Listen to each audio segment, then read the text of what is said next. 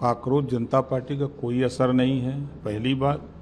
दूसरी बात कि जिस बेग में पहले दिन चर्चा में आई, उस बेग में 95% गिरावट आ गई। जहां करोड़ों लोगों की चर्चा होती थी, आपने दिल्ली में देखा कि लोग उनको नहीं मिले। तो क्योंकि इसके पीछे कुछ राजनीतिक पार्टियां लगी हैं, तो ये लोग जो लेबर मंडी से ले जाकर वहाँ पहुँचा दिए।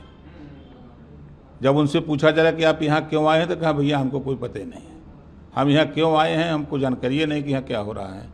भाई किसी मंडी से, अगर लेबर मंडी से आप लेबर ले जाएंगे तो उसको बताना चाहिए ना कि आपको क्यों ले चल रहे हैं। तो इन लोगों से खाली कह दिया कि चलो ये पैसा पकड़ो, वहाँ चल के खड़े रहना। और जब पत्रकार पूछने लगे तो उन लोगों को पता नहीं कि हम यहाँ क्यों आए हैं। ये हाल है काकरोच जनता पार्टी का। सर, नीट के मामले को लगातार मंत्री का इस्तीफा मांग रही है, सर कैसे देख रहे हैं पूरे मामले को? कुछ नहीं, ये विपक्ष की साजिश है। विपक्ष अपने कुछ नहीं कर पा रहा है तो दूसरे से करा रहा है। और ये आप देखिएगा कि महीना नहीं बीतेगा तब तक ये लोग ख़त्म हो जाएंगे। दिल्ली से चले हैं ना अभी, आज देखिएगा आज कई लोग मिलते हैं उनको, नहीं तो देखेंगे उनके लोग, पार्टी के लोग पहुंच गए होंगे वहाँ लेबर मंडी, वहाँ से लेबर ले आएंगे। सर, समाजवादी कुछ भी कर लें, समाजवादी पार्टी के 5 साल के कार्यकाल से जनता ऊब करके एनडीए को ले आई है। जब उनकी सरकार थी तो दंगे होते थे, कर्फ्यू लगते थे, आम जन की हानि होती थी।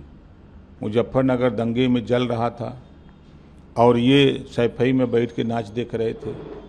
वही चीज़ चाहते हैं। प्रदेश पूरा गुंडा राज के नाम से जाना जाता था, क्या वही व्यवस्था कायम करना चाहते हैं?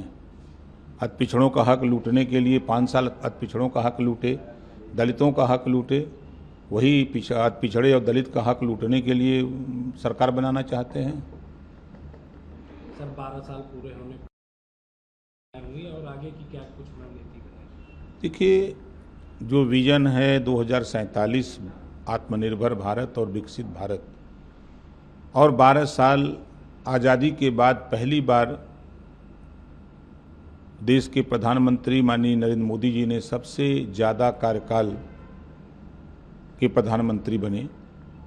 और 12 साल में जो उपलब्धि हुई, जो काम हुआ, चाहे वो एक्सप्रेसवे का हो, चाहे रेल कनेक्टिविटी का हो, चाहे सड़क कनेक्टिविटी का हो, चाहे जो विपक्ष के द्वारा गरीबों के पैसे लूट लिए जाते थे, चाहे पेंशन तक के पैसे, उस पर जो लीकेज होता था उसको फेविकोल लगा कर सटा दिया।